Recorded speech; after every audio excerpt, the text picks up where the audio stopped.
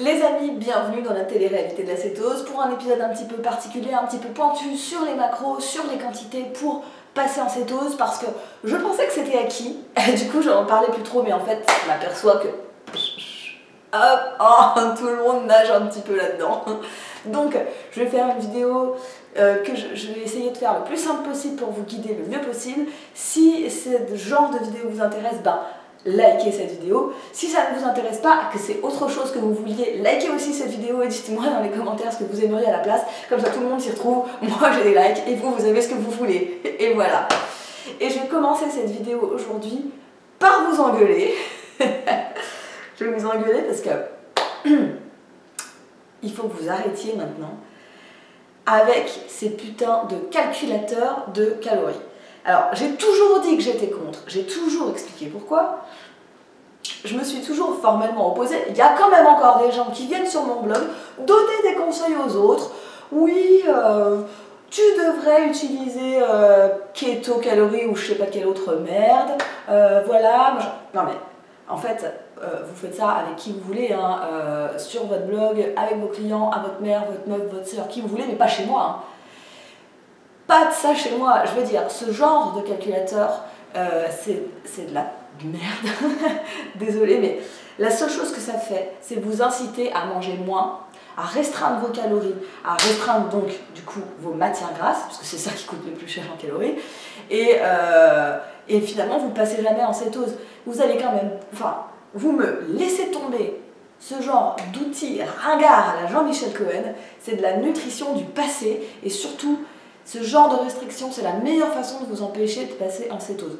99 fois sur 100, les gens ne passent pas en cétose parce qu'ils ne mangent pas assez de matière grasse. Donc, vous arrêtez maintenant, et à la place, vous achetez ça. Ça coûte 10 balles à Carrefour ou chez Darty, et ça va vous être infiniment plus utile pour calculer les choses qui comptent vraiment. Donc, tant que vous êtes en phase d'adaptation, vous ne vous préoccupez pas des calories. Vous ne restreignez pas vos calories. Quand vous serez céto-adapté plus tard, que vous voudrez faire ci et ça, vous pourrez manipuler. Pour l'instant, non. Pour l'instant, votre objectif, c'est d'apprendre votre corps à votre corps à passer en cétose. Donc, qu'est-ce que vous allez compter? Première chose, vous allez évidemment compter les glucides, mais ça tombe bien, ça, vous savez très bien le faire. J'ai rien à vous apprendre là-dessus. Vous savez juste que votre total de glucides net doit être en dessous de 20 grammes par jour, et c'est la seule chose à savoir. L'écrasante majorité de ces 20 grammes, ça va être des légumes, un tout petit peu de fruits. Et pour les légumes, donc, vous savez que vous pouvez compter les glucides nets, c'est-à-dire le brut, moins les fibres. Et ça vous donne le compte de glucides. Si ça vous intéresse, j'ai déjà fait une vidéo sur comment on calcule ces glucides. Voilà, ça c'est la partie facile. La deuxième chose à compter, là où vous êtes un peu moins bon quand même, c'est les matières grasses. Donc je vais le redire encore une fois, une millième fois, et je le redirai encore s'il faut.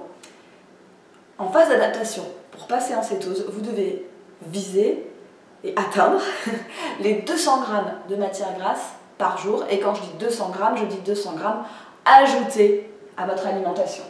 C'est-à-dire qu'à côté de votre viande, à côté de vos œufs, de vos poissons, de vos avocats, vous allez avoir 200 grammes pesés sur la balance de matière grasse. 200 grammes de beurre, huile de coco, huile TMC, huile d'avocat, huile d'olive, ce que vous voulez, mais 200 grammes. Et je vous conseille de mettre une énorme majorité de matière grasse animale, c'est-à-dire de beurre, de graisse de porc, de graisse de canard, ce que vous voulez.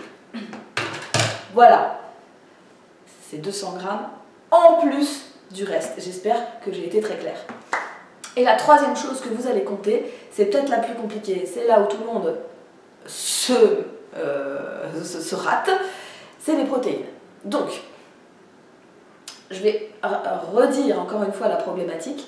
Si vous mangez trop de protéines par rapport à ce que votre corps est capable d'absorber, ce qui va se passer, c'est que vous allez faire ce qu'on appelle de la néoglucogénèse. C'est-à-dire que le trop plein, le trop de protéines qui n'aura pas été absorbé, va être transformé en sucre et va élever votre glycémie. Du coup, vous n'êtes pas en cétose. Et ça va très vite. Donc, pour calculer ça, il va falloir faire attention à ne pas confondre deux choses que tout le monde confond.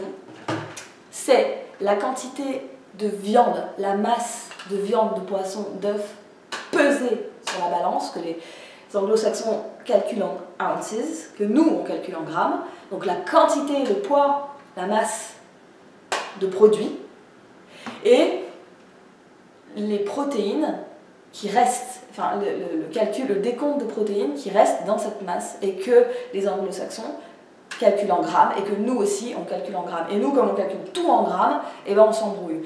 Donc faites bien la distinction entre la quantité de viande ou de poisson et le calcul de protéines qui reste. En gros, pour 100 grammes de viande, en général, vous avez un petit peu moins de 20 grammes de protéines.